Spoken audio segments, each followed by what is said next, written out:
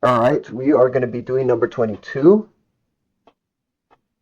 You are a judge in a children's kite flying contest, and two children will win prizes. One for the kite that pulls the most strongly on its string, and one for the kite that pulls the least strongly on its string. To measure the string tensions, you borrow a mass hanger, some slotted masses, and a protractor from your physics teacher, and use your following protocol illustrated there. Okay. So wait for the child to get her kite well controlled. Hook the hanger onto the kite, string about 30 centimeters from her hand.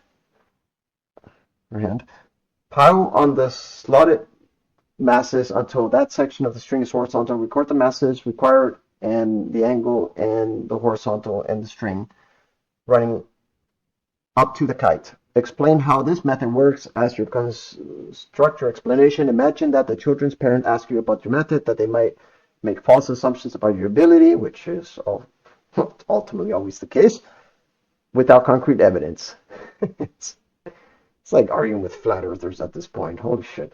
Anyways, forget my language. Okay. So, and that your explanation is, okay, an opportunity to give them confidence in your evaluation technique. Okay. Well, once somebody forms their BS opinion, they're going to stick to that opinion regardless of the facts. So that's the standard, like, that usually happens with parents. Anyways, so on a children's flying contest, we are going to be holding the string here, a kite, or we're going to be,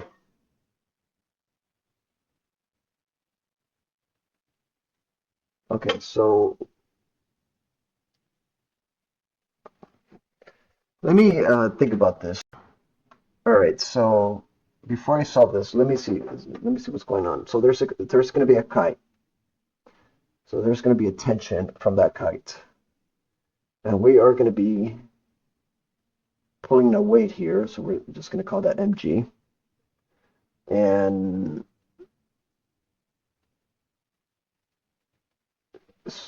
so I don't think it really matters the 30 centimeters or how long it is, but there's going to be but um but in the pull from her hand is going to cancel out with the force of the kite, so or the components of those forces. So we're going to be focused on just this right here, and we're going to presume you can measure this angle. Oh, maybe that's why you need the. Or maybe not. Maybe it's fine if you're given that angle. If you're given mg, you're given that angle. So that means that the force of the gravity would have to cancel off or would have to equal to the tension of the sine of that angle. And do they give they do give the centimeters, but they don't give the mass. Um, well, on part B they do. So this is just going to be. So on part A,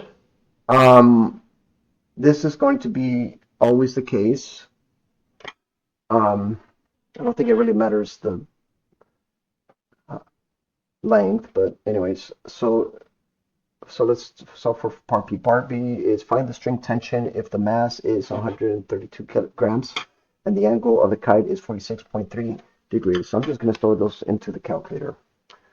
So I'm going to store this 132 grams, and the tension, oh no, the angle is going to be 46.3 degrees.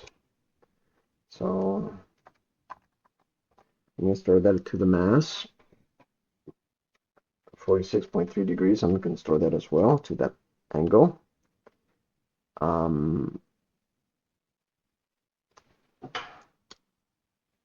And we're going to find the tension. So that's going to be mg divided by sine of theta. So mg divided by sine of theta would be the tension. And the tension here would be 1.79 newtons. All right, I'm going to put the solution manual. So there it is, folks. You guys can read this if you want. It doesn't really matter how you solve this, or you know. I would rephrase the problem as you are measuring the tension of the kite, and to do that, you look at the vertical components of that force of that kite, which is ultimately what you're looking for. So you need a bit of the angle in there, both of them. So, anyways, I hope this helps.